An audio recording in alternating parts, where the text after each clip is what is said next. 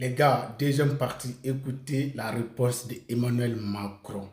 Pourquoi il reçoit Diadis le plus dangereux dans le monde avec bras ouverts. Écoutez-le les gars, c'est important. Abonnez-vous et partagez cette vidéo massivement. On est ensemble. C'est la lutte libère. Vous voyez, un monsieur qui est mandat d'arrêt, l'ONU l'a mis mandat d'arrêt contre ce monsieur. Mais cela n'empêche pas Emmanuel Macron de recevoir ces messieurs au palais présidentiel français. Vous voyez? C'est ça, démocratie, les gars. Donc, les Africains, réveillez-vous. On est ensemble, abonnez-vous et partagez. Écoutez-le. Vive l'AES. Voilà, on est ensemble. Est-ce que la situation est parfaite? Non. Au demeurant, le président est lucide là-dessus.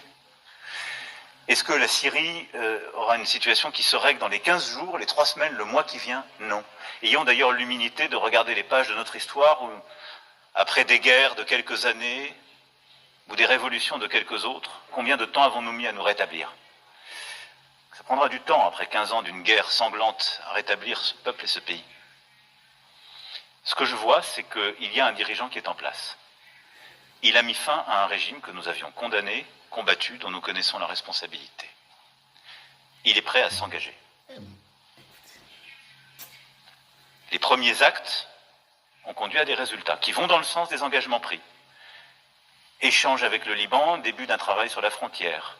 Lutte claire contre le Hezbollah et son réarmement. Lutte claire contre Daesh et coopération qui s'établissent avec les partenaires.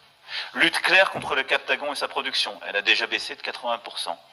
Engagement qui n'était pas naturel avec les forces démocratiques syriennes et l'accord de mars dernier.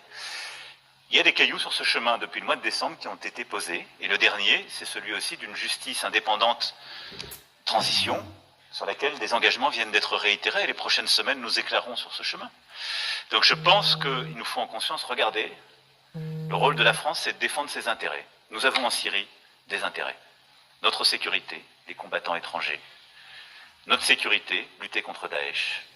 Notre sécurité, lutter contre le Hezbollah. La sécurité et la stabilité de votre pays, de la région. Et donc, c'est un dialogue qui est important et utile. Mais il est exigeant. Et donc, dans ce contexte, il est cohérent, dans les prochaines semaines, de travailler pour qu'il puisse y avoir, à côté des progrès déjà effectués, sur la base aussi de cette exigence et du dialogue permanent, possible levée des sanctions, en essayant de convaincre nos partenaires et nous d'agir dans ce sens. Et on regardera les 6 mois qui suivent. Et si les choses devaient revenir en arrière, si les résultats, les actes ne devaient pas suivre la parole, on pourra réévaluer. En tout cas, je pense que c'est mieux que de rester de son côté, de donner